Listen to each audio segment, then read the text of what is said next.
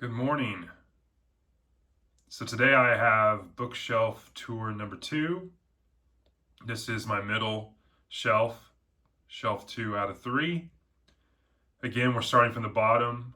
Here I have James Patterson, Alex Cross series. I have the Murder Number series. Not all of these books. I don't have either one of those series in its entirety.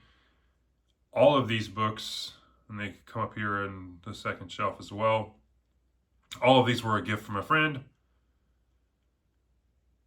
I've read several of these Alex Cross books. Not all of them. James Patterson's an interesting writer in the sense that most of his books are very choppy, cutty, kind of jump cut, like very short chapters.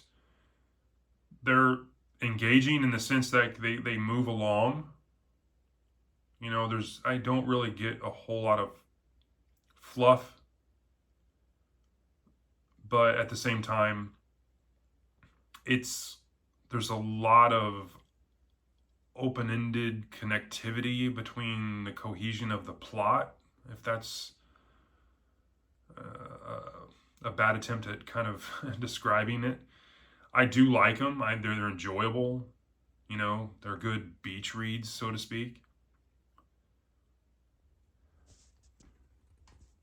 Up here on the second shelf, we also have my collection of Michael Crichton.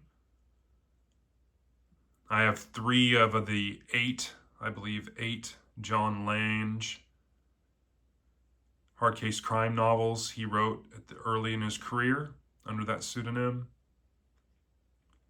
I have 2 very large compilation books that contain 3 of his books.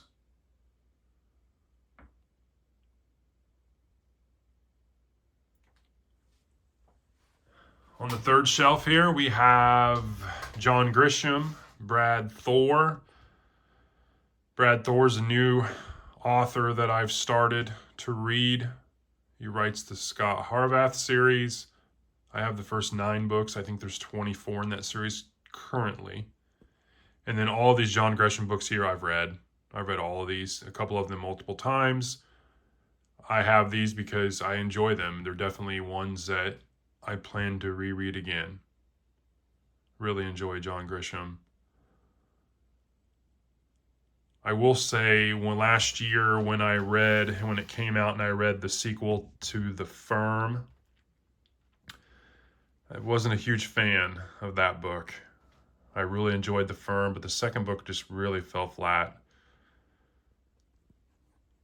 And up above here, I have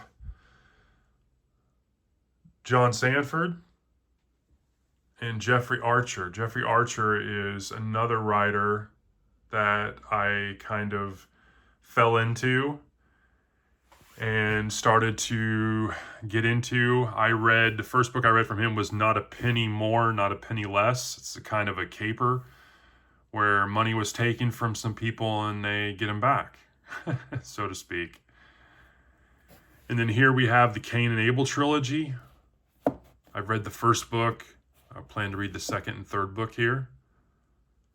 My mom read all 3 of these. She really enjoyed it. This is historical fiction. And then we have the first 3 books in the Clifton Chronicles by Jeffrey Archer. Here we have the 4 Kidd and Llewellyn books. Those are my favorite books in the John Sanford world. We have the Prey books, which is the Lucas Davenport series. I have Night Crew up here. This is kind of a standalone. I really enjoyed this book. It's an interesting story. And then up here on the top shelf, we have John Sanford again. This is, again, the Prey series. I have these in hardback. And then the Virgil Flower series. I have those in hardback as well. Sorry for the shaky camera here. The John Sanford books, some of them I bought new. Like, as you can tell from these kind of like tall paperback ones. But I would say probably about 90% of these are all from used bookstores. And up here we have the two Letty Davenport books that are out. Again, Letty Davenport's a character that you learn in the Prey series, the adopted daughter of Lucas Davenport. Now, I've yet to get to that in the chronological timeline.